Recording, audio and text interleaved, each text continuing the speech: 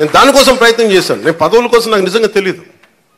కానీ ఈ రోజున నాకు ఈ స్థానంలో కూర్చోబెట్టారు. ఈ స్థానానికి మీరు వేసిన ప్రతి ఒక్క ఓటర్కి, ప్రతి ఒక్కరికి కూడా మీ ఓటుకి సరైన వ్యక్తులకి వేసాం, సరైన కూటమికి వేసామని మీరు గర్వపడేలాగా ఉంటుంది మేము చేసే పాలన.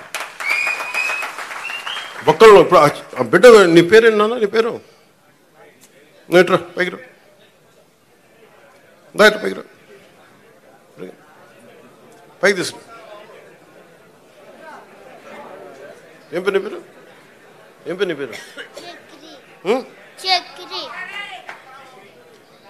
నేను చాలాసార్లు నా గొల్లపురంకి వచ్చినప్పుడు కూడా చిన్నపిల్లలు దొరుకుతారు 2 మంది. అంటే మోడీ గారి గురించి చెప్పినప్పుడు ఛత్రికి ఏం అర్థమైంది తెలియదు కానీ చప్పడు కొట్టాడు ఛత్రి. నాకు నిజంగా అనిపిస్తాయి, ఈ బిడ్డల భవిష్యత్తు కోసం కాకపోతే ఏం చేస్తాం? ఇప్పుడు నేను రక్షిత మంచినీరు వీళ్ళకి ఇవ్వగలిగేది ఏముంది? కనీసం తాగడానికి మంచి నీళ్ళు ఇవ్వగలగాలి, మంచి చదువు చెప్పించగలగాలి. వీళ్ళకి ఏం చేయగలం? వీళ్ళకి కనీసం వాళ్ళ అవసరాలకు కానీ, వాళ్ళు చదువుకోవడానికి కానీ, హాస్పిటల్స్ కానీ, వైద్యం ఏదైనా ఇబ్బంది వస్తే హాస్పిటల్స్ కానీ, చదువుకోవడానికి బడి కానీ.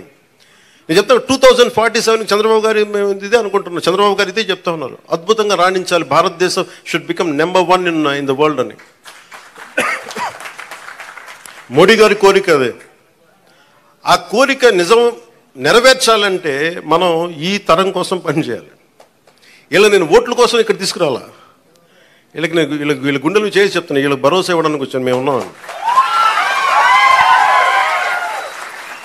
నా బిడ్డల కోసం నేను ఎంత తపన పడుతున్నా నాకు తెలియదు, కానీ అందరూ నా బిడ్డలే అనిపిస్తారు నాకు. ఈ బిడ్డల కోసం నాకు అనిపిస్తుంది, ఈ బిడ్డల కోసం.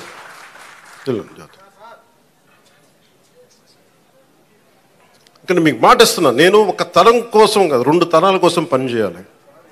వాటి కోసం పనిచేస్తాను తెలుసుకుంటూ, మీకు తెలియజేసుకుంటూ, మీ అందరికీ మరోమారు అధికార యంత్రాంగానికి, ఆర్డీఓలందరికీ, వేదిక పైన ఉన్న అధికారులందరికీ, ఇక్కడున్న భారతీయ జనతా పార్టీ నాయకులందరికీ, తెలుగుదేశం నాయకులందరికీ, ఇవన్నీ నేను ఇలా తీసుకున్నాము. అంటే ఇక్కడ ఇదండి, ఇది జనవాణి కార్యక్రమం కాదు.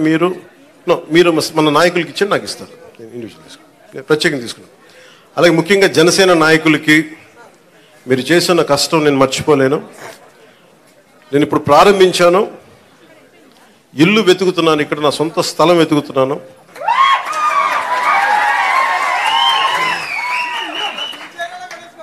సొంత ఇల్లు కట్టడానికి నిర్ణయించుకున్నాను, ఇక్కడ కట్టబోతున్నాను. సో మీ అందరి ఆశీర్వాదాలు కావాలి, మీకు ఎప్పుడు అందుబాటులో ఉంటాను తెలియజేసుకుని సెలవు తీసుకున్నాను. ఇక్కడున్న మీడియా సోదరులందరికీ ప్రత్యేక ధన్యవాదాలు తెలుపుకుంటూ సెలవు తీసుకున్నాను. జై హింద్.